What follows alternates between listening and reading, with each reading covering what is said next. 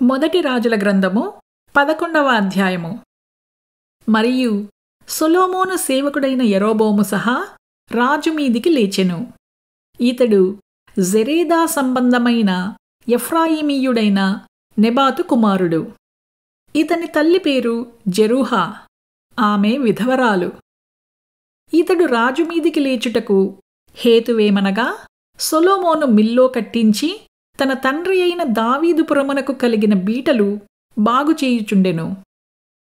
అయితే యరొబాము అను ఇతడు మహాబలాఢ్యుడయుండగా యవనుడగు ఇతడు పనియందు శ్రద్ధ కలవాడని సొలొమోను తెలుసుకొని యోసేపు సంతతివారు చేయవలసిన భారమైన పనిమీద అతనిని అధికారిగా నిర్ణయించెను.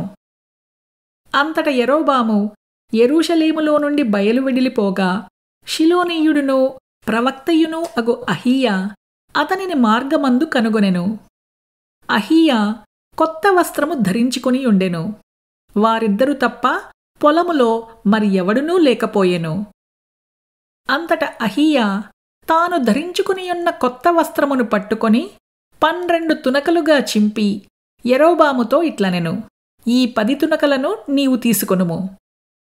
ఇశ్రాయేలీయుల దేవుడైన యెహోవా సెలవిచ్చినదేమనగా, జనులు నన్ను విడిచిపెట్టి అష్టారోతు అను సీదోనీయుల దేవతకును, కెమోషు అను మోయాబీయుల దేవతకును, మిల్కోము అను అమ్మోనీయుల దేవతకును మ్రొక్కి, సొలొమోను తండ్రి అయిన దావీదు చేసినట్లు నా దృష్టికి యోగ్యమైన దాని చేయకయు, నా కట్టడలను నా విధులను అనుసరింపకయు, నేను ఏర్పరచిన మార్గములలో నడువకయూ ఉన్నారు. కనుక సొలొమోను చేతిలో నుండి రాజ్యమును కొట్టివేసి 10 గోత్రములను నీకిచ్చెదను. అయితే నా సేవకుడైన దావీదు నిమిత్తమును నేను యెరూషలేము పట్టణమును కోరుకొనినందునను ఇశ్రాయేలీయుల గోత్రములలో నుండి వానికి 1 గోత్రము ఉండనిత్తును. రాజ్యము వాని చేతిలో నుండి బొత్తిగా తీసివేయక, నేను కోరుకొనిన నా సేవకుడైన దావీదు నా ఆజ్ఞలను అనుసరించి నా కట్టడలను ఆచరించెను కనుక దావీదును జ్ఞాపకము చేసుకొని అతని దినములన్నీయు అతనిని అధికారిగా ఉండనిత్తును. అయితే అతని కుమారుని చేతిలో నుండి రాజ్యమును తీసివేసి అందులో నీకు 10 గోత్రములనిచ్చెదను. నా నామమును అక్కడ ఉంచుటకు నేను కోరుకొనిన పట్టణమైన యెరూషలేములో నా ఎదుట 1 దీపము నా సేవకుడైన దావీదునకు ఎల్లప్పుడూ ఉండునట్లు అతని కుమారునికి 1 గోత్రము ఇచ్చెదను. నేను నిన్ను అంగీకరించినందున నీ కోరిక ఎంతటి చొప్పున నీవు ఏలుబడి చేయుచు ఇశ్రాయేలు వారి మీద రాజువయుందువు.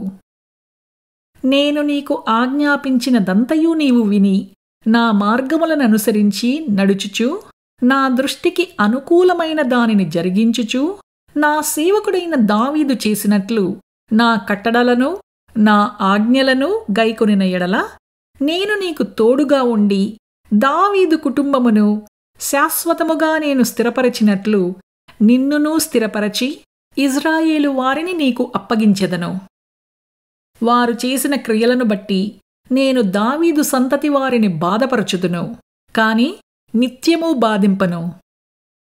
జరిగిన దానిని విని సొలొమోను యరొబామును చంపచూడగా యరొబాము లేచి ఐగుప్తు దేశమునకు పారిపోయి ఐగుప్తు రాజైన షీషకు నొద్ద చేరి సొలొమోను మరణమగు వరకు ఐగుప్తులోనే ఉండెను. సొలొమోను చేసిన ఇతర కార్యములను గూర్చియు అతడు చేసినదంతటిని గూర్చియు అతని జ్ఞానమును గూర్చియు సొలొమోను కార్యములను గూర్చియు గ్రంథమందు వ్రాయబడి ఉన్నది.